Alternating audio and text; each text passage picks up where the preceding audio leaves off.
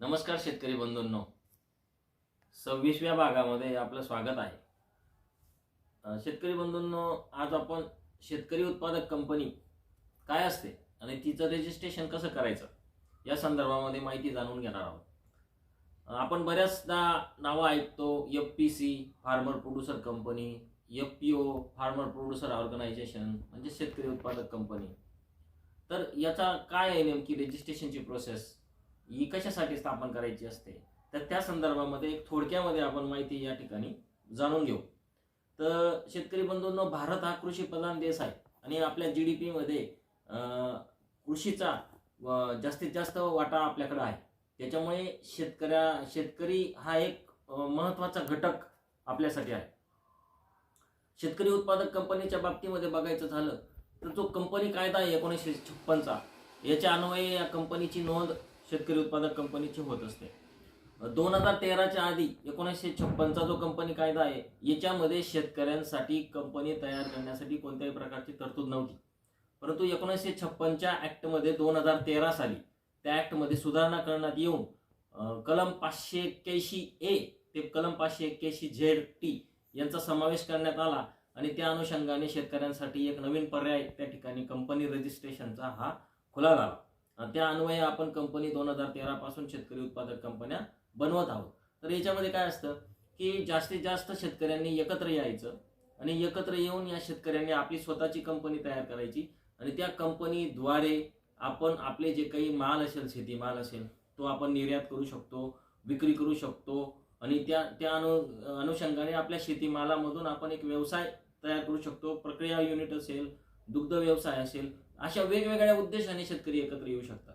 ज्या शेतकऱ्यांना दुग्ध व्यवसाय करायचा ते शेतकरी एकत्र येऊ शकतात. ज्या शेतकऱ्यांना आपला माल निर्यात करायचा तर त्या शेतकऱ्यांचा गट एकत्र येऊ शकतो. अशा वेगवेगळ्या प्रकारचे जे काही उत्पादक शेतकरी आहेत, मग भाजीपाला उत्पादक शेतकरी असतील, फळ उत्पादक शेतकरी असतील, याप्रमाणे तुम्ही समूह तयार करून तुमची कंपनी रजिस्ट्रेशन करून तुमचा जो काही शेतीमाल आहे त्याची विक्री, प्रक्रिया, विपणन काय असेल त्या सर्व प्रकारच्या बाबी त्याच्या माध्यमातून तुम्ही करू शकता. त्या अनुषंगाने त्या ठिकाणी तुम्हाला शासनाची शेतकरी उत्पादक कंपनी तयार करण्याची सुविधा ही या कायद्यान्वये तयार करण्यात आलेली आहे, निर्माण झालेली आहे.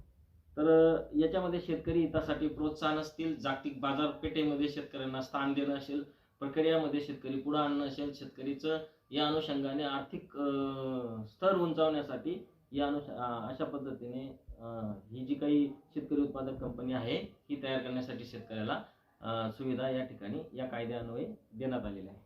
तर आपण बघितलं तर याच्यामध्ये पात्रता कोणते कोणते शेतकरी पात्र आहेत. याच्यामध्ये पात्रता काय, तर 3-4 गोष्टी याच्यामध्ये महत्त्वाच्या असतात की तो शेतकरी हा भारताचा नागरिक असावा, शेतकरी असावा, त्याच्या नावाने सातबारा असावा किंवा तो शेतकरी कुटुंबातील असावा. एखादा व्यक्ती, आता बऱ्याच शेतकऱ्यांना समस्या असते की त्याच्या नावाने सातबारा नाही, मग तो शेतकरी उत्पादक कंपनीमध्ये समावेश होऊ शकतो का? निश्चित होऊ शकतो. तो जर शेतकरी कुटुंबातील असेल, म्हणजे त्याच्या वडिलांच्या नावाने, आईच्या नावाने, आजोबांच्या नावाने शेती असेल, तर त्या प्रकारचा दाखला तालुका कृषी अधिकारी यांच्याकडनं घेऊन की हा व्यक्ती शेतकरी कुटुंबातील आहे अशा प्रकारचा दाखला त्या ठिकाणी दिल्यास तो त्या शेतकरी उत्पादक कंपनीमध्ये त्याचा समावेश होऊ शकतो. तर त्या ठिकाणी आपण जर बघितलं तर तो शेतकऱ्याच्या नंतर त्याच्यावर कुठल्याही प्रकारचा गुन्हा नसावा, तो गुन्हेगार नसावा, गुन्हा नसावा, क्रिमिनल ऑफेन्स नसावा, अशा प्रकारची अट सुद्धा त्या ठिकाणी आहे. नंतर त्या ठिकाणी आपण बॉडी तयार करतो तर कमीत कमी 5 ते जास्तीत जास्त 15 संचालक त्या ठिकाणी कंपनी तयार करण्यासाठी आपल्याला लागत असतात. म्हणजे कमीत कमी 5 डायरेक्टर आपल्याला त्या ठिकाणी लागतील. जास्तीत जास्त तुम्ही 15 डायरेक्टर घेऊ शकता, संचालक घेऊ शकता. तर 5 संचालक कमीत कमी आणि 5 प्रवर्तक असे 10 लोक एकत्र येऊन त्या ठिकाणी कंपनी आपण तयार करू शकतो. नंतर त्या ठिकाणी तुम्हाला जितक्या सदस्य जोडायचे तेवढे सदस्य त्या ठिकाणी आपण जोडू शकतो. नंतर हे जे काही 10 डायरेक्टर आहेत, 10 संचालक आहेत, 5 प्रवर्तक आणि 5 संचालक, तर याच्यामधून आपल्याला एक व्यवस्थापकीय संचालक म्हणजे मॅनेजिंग डायरेक्टर त्याला नेमायचा आणि त्याला पूर्ण वेळ कामकाज जे असतं त्या ठिकाणी त्याच्यावर ते अधिकार सोपवायचे असतात. कोणत्या कोणत्या प्रकारचे कागदपत्रक आवश्यक आहेत, तर त्या ठिकाणी जे काही संचालक असतील, प्रवर्तक असतील, यांचे आपल्याला प्रत्येकाचे निवासीचे पुरावे जे आहेत, निवासीच्या पुराव्यामध्ये तुमचं टेलिफोन बिल आहे, तुमचं लाईट बिल आहे, तुमचं मतदान कार्ड आहे, तर या प्रकारचे याच्यापैकी बँक स्टेटमेंट आहे, यापैकी 2 कागदपत्र त्या ठिकाणी आवश्यक आहेत. नंतर आधार कार्ड जे आहे ते आधार कार्ड आहे, 2 फोटो आहे, शेतकरी असल्याचा दाखला त्या ठिकाणी आवश्यक आहे तालुका कृषी अधिकारी यांचा. नंतर DSC असते, डिजिटल सिग्नेचर सर्टिफिकेट, त्या ठिकाणी DSC प्रत्येकाला ती काढावी लागते. नंतर आयडेंटिफिकेशन नंबर जो आहे, डायरेक्टर आयडेंटिफिकेशन नंबर, की जो corporate affairs ministry of corporate affairs यांच्याकडे अर्ज करून तो त्या ठिकाणी प्राप्त करून घ्यावा लागतो. DSC पण कॉर्पोरेट अफेअर्सकडे ॲप्लिकेशन करून प्राप्त करून घ्यावी लागते. DSC आणि DIN ह्या 2 गोष्टी सुद्धा त्या ठिकाणी महत्त्वाच्या आहेत. नंतर कार्यालय आपल्याला ज्या ठिकाणी स्थापन करायचं आहे तर त्या कार्यालयाचा पत्ता आवश्यक आहे. त्या कार्यालयाची NOC जी आहे, ज्यांच्या नावाने कार्यालयाची जागा असेल ती कंपनीच्या नावाने आम्ही द्यायला तयार आहोत या संदर्भातलं, किंवा त्याचं लाईट बिल असेल ते कागदपत्र त्या ठिकाणी आवश्यक आहे. प्रत्येकाची संचालकांची शैक्षणिक पात्रता पण महत्त्वाची आहे. त्यांचे मोबाईल नंबर आवश्यक आहेत, त्यांचे ईमेल ॲड्रेस आवश्यक आहे. ईमेल व्हेरिफिकेशन त्या ठिकाणी करावं लागतं. प्रत्येकाचा ईमेल ॲड्रेस गरजेचा आहे, प्रत्येकाचा मोबाईल नंबर गरजेचा असतो. OTP DSC साठी DIN साठी त्या ठिकाणी OTP येतात, ईमेलवर पण OTP येतात. त्या ठिकाणी ते आपल्यासाठी ईमेल ॲड्रेस प्रत्येका शेतकऱ्याचा हा महत्त्वाचा असतो. मग नोंदणी प्रक्रिया कशी आहे त्या संदर्भामध्ये, तर नोंदणी प्रक्रियेमध्ये जे काही, नंतर कंपनीचं नाव, तर जी शेतकरी उत्पादक कंपनी आपल्याला स्थापन करायची आहे तिचं नाव हे युनिक असावं लागतं. त्या ठिकाणी जर ॲप्लिकेशन आपण केलं आणि ते नाव त्या ठिकाणी जर बुक असेल आधी तर ते नाव मिळत नाही. म्हणजे जर यापूर्वी एखाद्या शेतकरी उत्पादक कंपनीने त्या प्रकारचं नाव घेतलेलं असेल तर त्याच प्रकारचं नाव आपल्याला त्या ठिकाणी मिळत नाही. म्हणून 5 नावांचा पर्याय देऊन एक नाव त्या ठिकाणी आपल्याला फायनल करायचं असतं, की यापूर्वी रजिस्टर ROC कडं रजिस्टर नसलं पाहिजे. समजा आपण एक्झाम्पल घेतलं तर शिंदखेडा तालुका शेतकरी उत्पादक कंपनी लिमिटेड. मग शिंदखेडा तालुका शेतकरी उत्पादक कंपनी लिमिटेड हे नाव यापूर्वी रजिस्टर केलेलं आहे का, ते जर नसेल तर ते नाव त्या ठिकाणी आपल्याला मिळतं, अन्यथा दुसरं नाव आपल्याला शोधावं लागतं. या प्रकारचे जर तुमचे सर्व डॉक्युमेंट तयार झाले त्याच्यानंतर ROC जे आहे, रजिस्ट्रार ऑफ कंपनीज म्हणजे कंपनी निबंधक, यांच्याकडे अर्ज करावा लागतो. आणि मग यांच्याकडे अर्ज करत असताना आपल्याला या सर्व प्रकारचे कागदपत्र त्या ठिकाणी प्रत्येक संचालकांचे हे गरजेचे असतात. मग याच्यासाठी 2-3 फॉर्म सुद्धा अजून गरजेचे असतात. मग MOA या ठिकाणी तयार करावा लागतो आणि AOA पण कंपनीचा तयार करावा लागतो. MOA म्हणजे मेमोरंडम ऑफ असोसिएशन आणि AOA म्हणजे आर्टिकल ऑफ असोसिएशन. जो मेमोरंडम MOA जो आहे तर त्याच्यामध्ये कंपनीचा उद्देश काय, तुम्ही काय करणार आहे, कोणत्या उद्देशाने एकत्र करणार आहे, तुम्हाला कोणते कार्य, कोणते व्यवसाय त्याद्वारे शेतकऱ्यांना करून घ्यायचे आहेत, त्या ठिकाणी उद्देश आपल्याला त्या ठिकाणी सर्व लिहायचे असतात. आणि आर्टिकल ऑफ असोसिएशन, तुम्ही एकत्र येत आहेत तर त्याच ठिकाणी आपल्याला सुद्धा काही नियम दिलेले आहेत, तर कोणत्या नियमाअंतर्गत तुम्ही त्या ठिकाणी करणार आहे त्या सर्व नियमांची, म्हणजे तुम्हाला कंपनीला डायरेक्टर नेमायची प्रोसेस काय आहे, त्या ठिकाणी MD नेमायची प्रोसेस काय आहे, बोर्ड ऑफ डायरेक्टर नेमायची प्रोसेस काय आहे, बँकांचे अधिकार, जे काही तुम्ही बँक व्यवहार करणार आहेत त्या संदर्भात अधिकार कोणाला देणार आहेत. तर या प्रकारचे जे काही नियम आहेत कंपनीचे, किती दिवसात सर्वसाधारण सभा आहे, नंतर वर्षाला 1 सर्वसाधारण सभा घ्यावी लागते, कमीत कमी वर्षातून 4 सभा झाल्या पाहिजे, या प्रकारचे नियम त्या ठिकाणी AOA मध्ये दिलेले असतात. या दोघं फॉर्म सुद्धा त्या ठिकाणी ROC कडे आपल्याला अपलोड करावे लागतात. नंतर जो काही फॉर्म 18 आहे, कार्यालयाचा पत्ता, तो सुद्धा त्या ठिकाणी अपलोड करावा लागतो. फॉर्म जो 32 आहे, संचालकांची माहिती, त्यांचे डिक्लेरेशन त्या ठिकाणी दिलेले असतात. नंतर फॉर्म 20 जो असतो, संचालकांचे संमतीपत्रक त्या ठिकाणी फॉर्म 20 मध्ये असतात. मुखत्यारपत्र असतं. अशा प्रकारचे जे काही कागदपत्रक असतात ते एकत्र करून ROC कडे हे रजिस्टर करावं लागतं.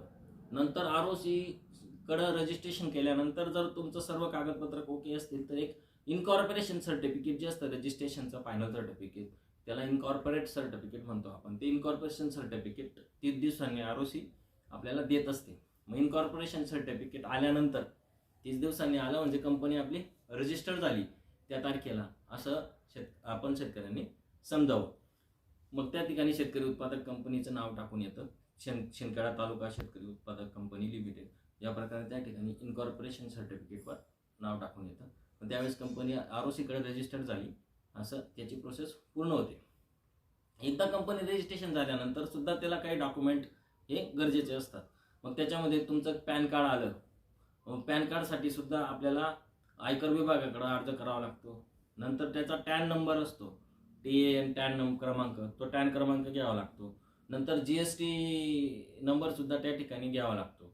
मग GST नंबर घ्यायचा असेल तर ज्या ठिकाणी कार्यालय असेल कंपनीच्या, ते ज्या व्यक्तीच्या नावाने असेल दुसऱ्या व्यक्तीच्या, तर त्याच्याबरोबर लिव्ह अँड लीज ॲग्रीमेंट त्या ठिकाणी करावं लागतं त्यांच्यासोबत. नंतर त्या कार्यालयामध्ये फर्निचर आहे का, त्याला फलक लावलेला आहे का, या गोष्टी सुद्धा GST डिपार्टमेंट बघून घेतं. त्याच्यानंतरच तो GST नंबर त्या ठिकाणी दिला जातो. मग पॅन कार्ड असेल, टॅन नंबर असेल, GST नंबर असेल, या प्रकारचे कागदपत्र त्या ठिकाणी मिळाल्यानंतर अजून पण काही लायसन्स त्या शेतकरी उत्पादक कंपनीला व्यवसायासाठी गरजेचे असतात. त्याच्यामध्ये तुम्हाला शॉप ॲक्टचं लायसन जे असतं ते पण गरजेचं असतं. नंतर फसाईचं लायसन FSSAI, की ज्या ठिकाणी आपण माल छोट्या प्रमाणामध्ये जर विकायला लागलो त्या ठिकाणी पॅकिंग करून शेतकरी, तर त्यांना फसाईचं लायसन सुद्धा FSSAIचं license, food safety and standards authority of India, याचं सुद्धा लायसन गरजेचं असतं. तर ते फूड डिपार्टमेंटकडून त्या ठिकाणी ते लायसन मिळतं. ती सोपी प्रोसेस आहे. त्या ठिकाणी 3 प्रकारचे एक लायसन असतात. एक रजिस्ट्रेशन असतं, स्टेट लायसन असतं, सेंट्रल लायसन असतं. तर पहिल्या टप्प्यामध्ये शेतकऱ्याने रजिस्ट्रेशन करून घ्यायचं, म्हणजे फसायचा नंबर टाकला तर आपण ते पॅकिंग करू शकतो. तर हे लायसन सुद्धा त्या ठिकाणी कार्यालय असेल तर त्या कार्यालयामध्ये वीज पुरवठा आहे का, फर्निचर आहे का, फलक आहे का, ह्या बाबी सुद्धा त्या ठिकाणी पूर्ण करून घ्यावं. कंपनी स्थापन झाल्यानंतर हे सर्व प्रकारचे कागदपत्र मिळाल्यानंतर त्या प्रकारे वार्षिक बरेच प्रकारचे कागदपत्र शेतकऱ्यांना त्या ठिकाणी आवश्यक असतात. कंप्लायन्स सर्टिफिकेट असतात, वार्षिक परतावा सर्टिफिकेट, बॅलन्स शीट असतं, ते त्या ठिकाणी वैधानिक रजिस्टर्स असतात त्यांचे. वर्षातून 4 सभा त्यांना घ्याव्या लागतात, वार्षिक सर्वसाधारण सभा घ्यावी लागते. हे सर्व प्रकारचे जे काही डॉक्युमेंटेशन असतं हे खूप महत्त्वाचं असतं. त्यांचे कंप्लायन्सेस, त्यांचा GST रिटर्न, GST भरणा, या सर्व प्रकारच्या बाबी त्या ठिकाणी महत्त्वाच्या असतात कंपनीसाठी. तर कंपनी आपण इन्कॉर्पोरेट केल्यानंतर, पोस्ट इन्कॉर्पोरेशन म्हणजे कंपनी इन्कॉर्पोरेट गेल्यानंतर सुद्धा या महत्त्वाच्या बाबी सुद्धा शेतकऱ्यांनी लक्षात ठेवल्या पाहिजे. आपण बरेचसे शेतकरी बघतो की कंपनी रजिस्टर करून ठेवतात फक्त, आणि त्याच्यानंतर जे काही या प्रकारच्या कारवाई असतात तर हे करत नाही, आणि त्याच्यामध्ये त्यांच्यावर दंड पडतात, वसुली होते शासनाकडून. ह्या बाबी सुद्धा महत्त्वाच्या असतात. एका उद्देशाने आपण एकत्र आल्यानंतर या बाबी सुद्धा आपण एक ऑडिटर किंवा CN करून घेतल्या पाहिजे. कंपनी रजिस्ट्रेशन साठी सुद्धा एवढ्या खूप साऱ्या गोष्टींचं टेन्शन शेतकऱ्यांनी घेणं गरजेचं नाही आहे. त्या ठिकाणी तुम्हाला CA त्या प्रकारे गायडन्स करून ती कंपनी रजिस्टर तुमच्याकडून करून देऊ शकतात. तुम्हाला त्या प्रकारचा सर्व गायडन्स त्यांच्याकडून मिळेल, पण त्यांच्या माध्यमातून कंपनी स्थापन करता येऊ शकते. नंतर ESCI नंबर पण त्या ठिकाणी कंपनीमध्ये आपल्याला घ्यावा लागतो. EPFO नंबर सुद्धा त्या ठिकाणी आपल्याला घ्यावा लागतो. या बऱ्याच प्रकारच्या बाबी, तांत्रिक बाबी त्याच्यामध्ये आहेत. तर एवढ्या प्रकारच्या गोष्टीचं खूप उद्रेशन घेण्याची गरज नाही आहे. शेतकऱ्यांना महत्त्वाचे जे प्राथमिक स्वरूपाचे कागदपत्रक आहेत ते शेतकऱ्यांनी घ्यावे, आणि नंतर जी काही प्रोसेस असते ती प्रोसेस CN कडून, ऑडिटर कडून एक चांगल्या प्रकारे होऊन जाते. त्याच्यात खूप मोठ्या प्रमाणामध्ये त्रास शेतकऱ्यांना होतो असं काही नाही. तर अतिशय सुटसुटीत आणि छान प्रोसेस ती आहे. त्या ठिकाणी फक्त उद्देश जो काही आपला महत्त्वाचा आहे, आपण ज्या उद्देशाने एकत्र आलेलो आहे ती गोष्ट खूप महत्त्वाची आहे. तर या बाबी शेतकऱ्यांनी लक्षात ठेवल्या पाहिजे. शेतकरी उत्पादक कंपनी स्थापन केली तर त्याला बऱ्याच प्रकारच्या योजना शेतकरी उत्पादक कंपन्यांना आहे. त्याच्यामध्ये आपण जर एक नमुना दाखल बघितलं तर प्रक्रिया उद्योग शेतकऱ्यांनी केला तर 60% अनुदान स्मार्टच्या आपल्या योजनेमधून आहे, स्मार्ट शेतकरी उत्पादक कंपनीसाठी. तर त्याला फक्त कमीत कमी आपल्याला 250 शेतकरी सभासद संख्या असावी लागते. 5 लाखापर्यंत तिचा टर्नओव्हर असावा लागतो शेतकरी उत्पादक कंपनीचा. नंतर आपल्याकडे एक मॅग्नेट म्हणून योजना आहे, त्याच्यामध्ये 60% हे कृषी सेवा केंद्र ॲग्रोमॉलसाठी पण त्या ठिकाणी अनुदान आहे. शेतमाल खरेदी केंद्राचं अनुदान हे पोकरा योजनेमधून आहे. नंतर कोल्ड स्टोरेज असेल, पॅक हाऊस असेल, त्याला 90% अनुदान स्फूर्ती योजनेमधून आहे. नंतर दुग्ध व्यवसाय असेल, दुग्ध संकलन असेल, नाबार्डकडून 25 लाखापासून 1 कोटीपर्यंत त्या ठिकाणी आहे अनुदान आहे. नंतर कृषीपूरक व्यवसाय जे काही असतील त्यांना पणन मंडळाकडून सुद्धा तुम्हाला 50% अनुदान उपलब्ध आहे. शेतमाल विक्री, निर्यात याच्यासाठी सुद्धा वाहतूक अनुदान त्या ठिकाणी, वाहतूक अनुदान योजना त्या ठिकाणी आहे. नंतर इतर याच्या माध्यमातून, बँकांच्या माध्यमातून 3% व्याजामध्ये सवलत, कर्जामध्ये सुद्धा त्या ठिकाणी शेतकरी उत्पादक कंपन्यांनी अतिशय मोठ्या प्रमाणामध्ये सुविधा शेतकरी उत्पादक कंपन्यांसाठी दिलेल्या आहेत. आणि शेतकरी जर एक चांगल्या एक कॉमन गोलने जर एकत्र आले, उद्देशाने एकत्र आले, तर खूप चांगल्या प्रकारचा नफा शेतकरी त्या माध्यमातून मिळवू शकतात. या अनुषंगाने शासनाने ही योजना या ठिकाणी उपलब्ध करून दिलेली आहे. बऱ्याचशा शेतकऱ्यांनी या पद्धतीने एकत्र येऊन शेतकरी उत्पादक कंपन्यांची स्थापना करायची आहे. ज्या शेतकऱ्यांना या संदर्भामध्ये अडचणी असतील तर त्यांनी तालुका कृषी अधिकारी, प्रत्येक तालुक्याचे मंडळ कृषी अधिकारी, पर्यवेक्षक, कृषी सहाय्यक यांच्याशी संपर्क साधून आपण त्याची माहिती घेऊ शकता. धन्यवाद.